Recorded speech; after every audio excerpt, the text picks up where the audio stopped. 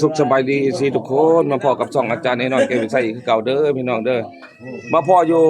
งานดองมื้อนี้อาจารย์น้อยแก้ววิไสมางานดองอยู่บ้านเมธแล้วก็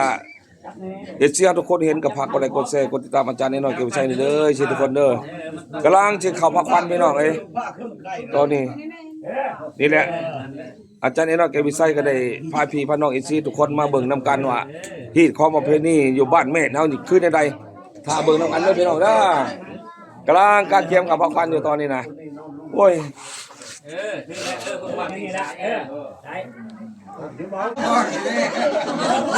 นี่แหละทุกคนนี่เจ้าสาวได้นี่เชิญน้ำกินน้ำเด้อครับกินน้ำเด้อบอกจะพาให้กินให้เพิ่นอื่นหมดก่อน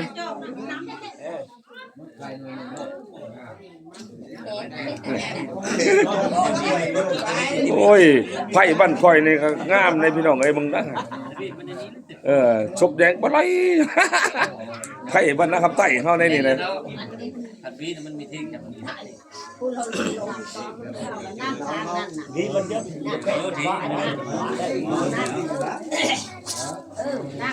โดยมานั่งเฮี้ยงกันก็ได้ได้ผู้เลี้ยงมือเล่ผู้นี่น้องบ่จับผู้ล่ามนั่นผู้เขาผู้ได้ชีย่าว่าน้องเพิ่นผู้นี้ผู้ลูกไก่น้องบ่น้องสาวเพิ่นบ่ลูกโดยคือจะคล้ายๆกันซั่นเนาะโดยไปทางนั้นพาข้าวพี่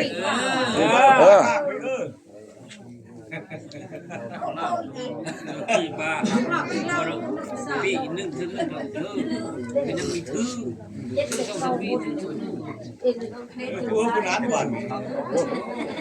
ลูกเผือกับลูกไผ่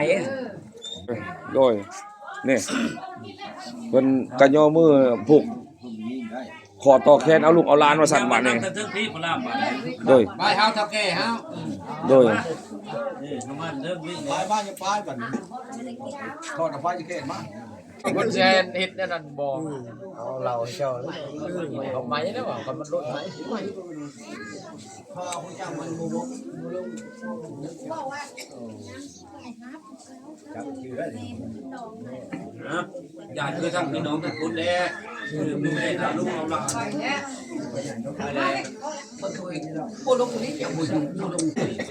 กำลังผูกคอต่อแขนพี่น้องเอ้ยกำลังเข้าพักผ่อนแล้วนะตอนนี้ทั้งเฒ่าทั้งแก่ก็ได้ผูกคอต่อแขนเอาไผเอานางเฮา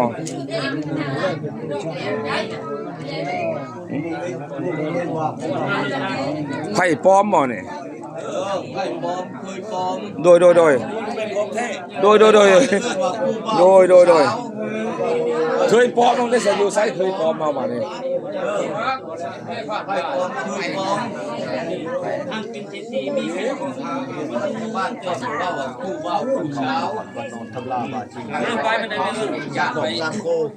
สร้างคนใหม่แล้วเปลี่ยนพิษเก่าเอาใจใหม่เลยคดีนี่แม่นแหละเห็นหน้าเขาเปิดโดยแนวใดสิได้สิมีก็พากันเฮ็ดมันสร้างเนาะง่ายกว่านี้ดีกว่าเข้าก็ก่อนมานอนแล้วเฮ้ยมาเป็นผู้บ่าวผู้สาวก็มีเฮือบ่าวเฮือจ้าได้เฮ้ยมันแข่งปันพากาปัตตะเวนได้จะนี้ต่อไปคือสิ่งใดให้ได้สิ่งนั้นเด้อให้มันแข่งปันพากาปัตตะเวนเอามันเงินมันยังแก่ลูกแก่เต้าโดยผู้สาวเด้อโดยหาจองมาเด้ออยู่นะโดยให้โชคให้มานเนาะโดยเยอะๆนะเด้ออยู่ข้างหน้าตาก็รอเราอยู่นะให้เป็นไผบ้านข่อยเด้อโดย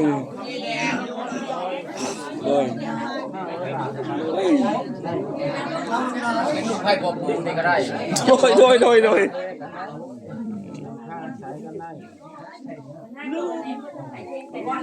ยากูปกหลายได้บ่มี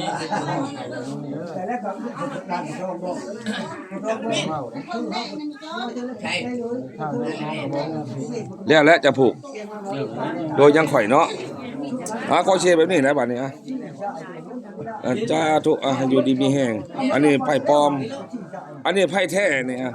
ข่อยบ่ได้ผูกได้ข่อยยืนใส่มือ ทั้งเจ้าบ่าวเฮานี่โดย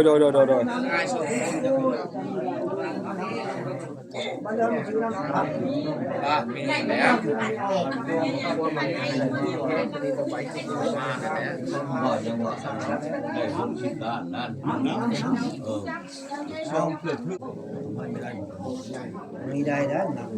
เสื้อนอนเนาะหมอนขบป้าดอกทางเกี่ยวยองสั้นมันบ่ได้ธรรมดาได้พุ่นน่ะ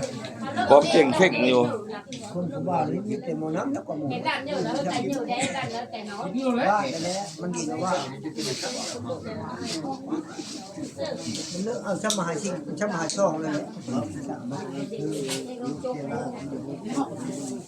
ไทยบ้านเฮาบ่ดีเพิ่นจังมักความงามเลยไทยบ้านเฮาเลย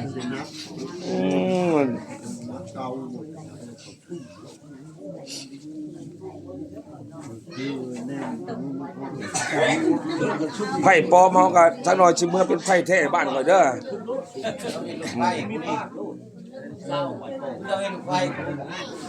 เจ้าสิเอาไปลูกไผ่อีกบ่โดยเจ้าก็สิเอาอยู่บ่สิเมื่อบ่เป็นไผ่บ้านข่อย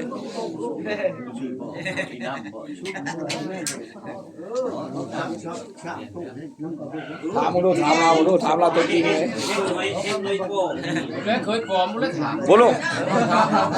ใครเคยปลอมใครบ่ได้เคยปลอมพูดบ่เคยปลอมน่ะไผ่ปลอมมาอยู่เพบานนี่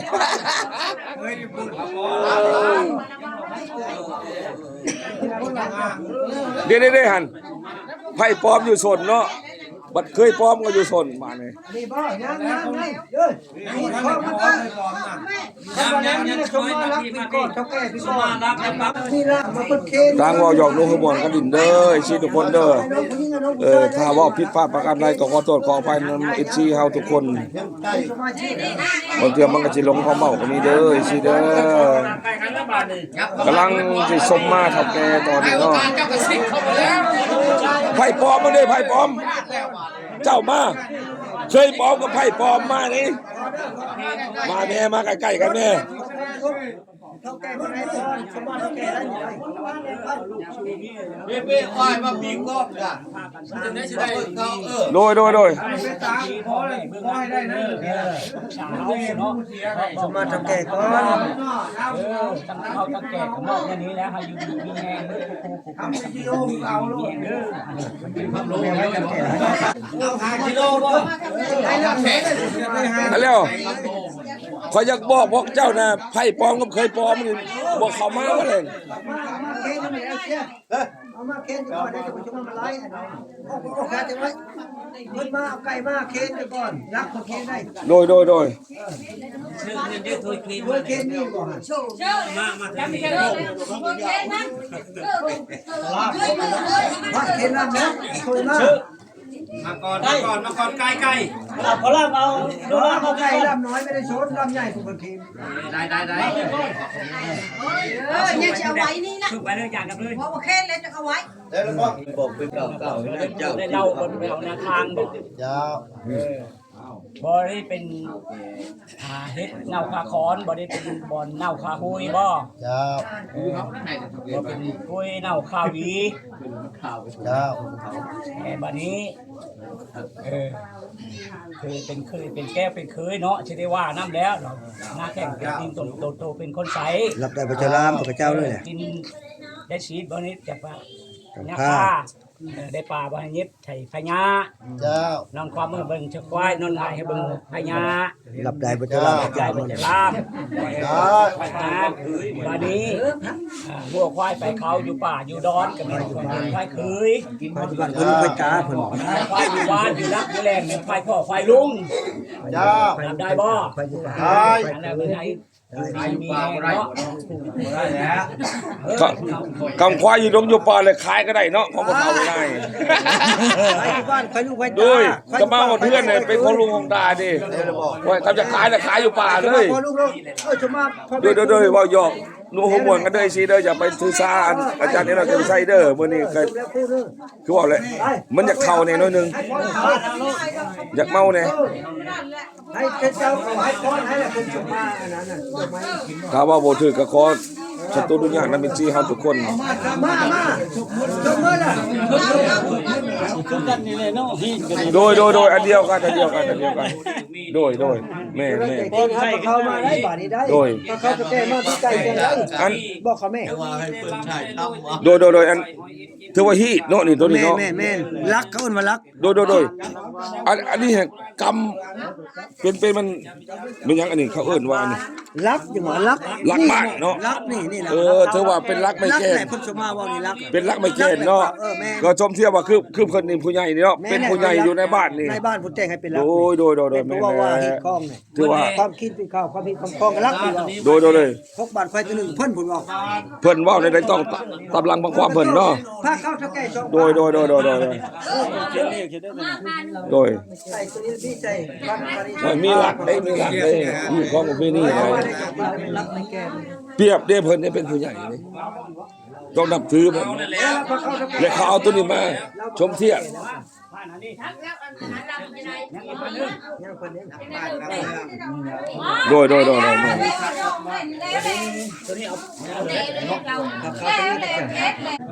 เนาะให้บ่เป็นก็บ่ทันได้เห็นอยากให้เนาะเขาบัดให้ก็เบิ่งเอาแม่นบ่โดยนี่ไผ่แท้เด้อนี่ไว้วันนาคำไต่เฮานี่อาจารย์น้อยแกวิไสก็ได้มาเป็นกระบอกให้ลูกให้หลานอยู่ในบ้านนี่แหละบ้านแม่เนาะมื้อนี้เนาะคือว่าตอนนี้กำลังผูกคอตกแขนแล้วเนาะขับปะควันก็แล้วตอนนี้ก็สำหรับก็มีแต่เฮ็ดยัง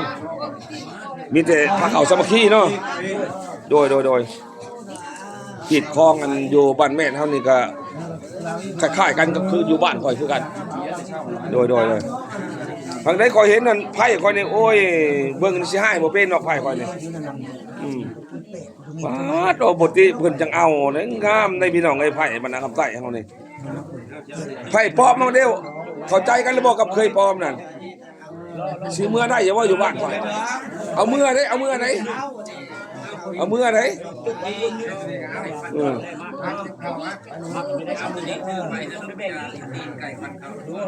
ซีเดอร์นี่เด้อนี่นะ ฟังความพ่อความแม่ โดย คือเป็นผู้สูงกระหมู่ โดย ลูกรอดผืนพังความ โดยแม่โดยนี่แหละตีนไก่กับง่ามพี่น้องเอ้ย กำลังฟังความพอ ถือว่า แล้ว พังความพ่อความแม่ เจ้า ถือว่าตีนไก่นี่มันก็เข้ากันเมียก็หักผัวก็หักเมียเด้ข่อยเบิ่งเลยโดย อย่างนี้เห็นจะได้เห็นมาก โดยดิโดยอูรูดเลยโดย ทั้งพ่อทั้งแม่ทั้งกำลังสองสามคน ถือว่าปอดดีสีขาวเนาะโอ้ยงามเบิ่งเงินนี่น่ะเพิ่นนำเงินเลยนี่ เงินเท่าแก่ อันนี้เป็นเงินของเฒ่าแก่เนาะนี่ เงินเท่าแก่เงินที่นั่งนะ ทั้งอาจารย์ไอ้น้อยแกว่าใส่เว้าคือข่อยมานี่ก็บ่แม่นบ่เฒ่าแก่จ้ะ เจ้านั้นมันถือค่าเชียร์ โดยตาก็หยอกดูหัวม่วนกันนี่แล้ว ค่อยเท่าแก่ทั้งฝ่ายผู้หญิง โดย บอกความจริงเอาแต่ทางได้ อย่างบ่หลายก็ ก็ได้เป็นไพ่เจ้าพูด ให้ข่อยจัก200,000ก็ได้200,000ก็ได้โดย เสมอแล้วก็ดี พอได้แต่ไปลงไว้ โดย ว้าวอยู่ดี ให้ข่อยน่ะเงินน้อยข่อยก็เอาเนาะ ทำแดง โดย เอามาเต็มกระตา โดย กันมาแล้วหากินนะครับ เอาหยังอันนี้ ก็เอาใจเนี่ย แห้งเด้อ โดยให้ข่อย โดย พอใจแม่นบ่ความพอใจให้ พอใจละ โดย ถ้าบ่พอใจแล้วมันบ่ให้ โดยเอา คำพูด อาจารย์ทุกก็ได้หับจากว่าน้องคำคุณเป็นเงิน หัว ที่ กระใบนึงเนี่ยกระใบนึง โดยให้เขาอันเป็นคู่กับพ่อเมียไอ้ห่างไอ้แพงกันเนาะเป็นพวกแก้ววิถิผู้ยิบมีแชวเนาะบ่ให้ไปห่างกันจะนี่ต่อไป แล้วบ่มาแล้ว แต่ว่านี่พี่น้องไอ้เพิ่นให้นี่ ทางอาจารย์น้อยแก้วใช้ก็สิมอบต่อให้ทางอันเพิ่นผู้รักบ้านรักเมืองนี่แหละอ่ะโดยโดยคอยมอบให้เจ้าคืนโดยคอยมอบให้เจ้าคืนเด้อโดยอยู่ดีมีแห้งเจ็บอย่าให้ได้ใครจะให้มีแต่ความสุขกายความสบายใจเงินไหลน้องท่องไหลเข้าบ้านเบ้าให้เจ้าพ่อแต่เงินจะทำเด้อผู้ใหญ่เด้ออาจารย์ทุกคำพูดให้แก่ลูกแก่หลานว่าบัดนี้สิไปออกไปเบิ่งอยู่ทางโตทางเต้นเฮาเนาะตอนนี้เบาแอร์อยู่ในเฮือนว่าซั่นๆเนาะเลยสิไปสิออกเบิ่งทางกล้องลางก่อนบัดนี้ทางนอกว่าซั่นซะไปสิไปออกไปเบิ่งไปเพิ่นสิว่ากันจังไดอยู่ทางนอกตอนนี้แล้วทั่วหัวมันหมดแล้วเขาว่าฉันจบกันมาแล้วอยู่ในนี่น้องผู้ขอต่อแค้นกันแล้วสำเร็จเสร็จสิ้นอยู่ในอันนี่แหละไผหน้าทางไก่เฮาก็ดีได้หักได้ห้องกันหมดทุกสิ่งทุกอย่างเลยก็ถือว่าหมดแล้วเรียกเฮาตอนนี้ก็มีแต่มีพระเข้าสามัคคีบัดนี้เบาแอน้อยเดี๋ยวใส่สิไผสิเฮาออกเบิ่งทางนอกบัดนี้ไปสิไปเบิ่งไปนี่แหละสิบอกอาจารย์น้อยเก็บไว้ใช้กับไผสิออกมาทางนอกบัดนี้มีตลาดน้อยมาอีกเลยพี่น้องเอ้ยตลาดน้อยบ้านเฮาตลาดเคลื่อนที่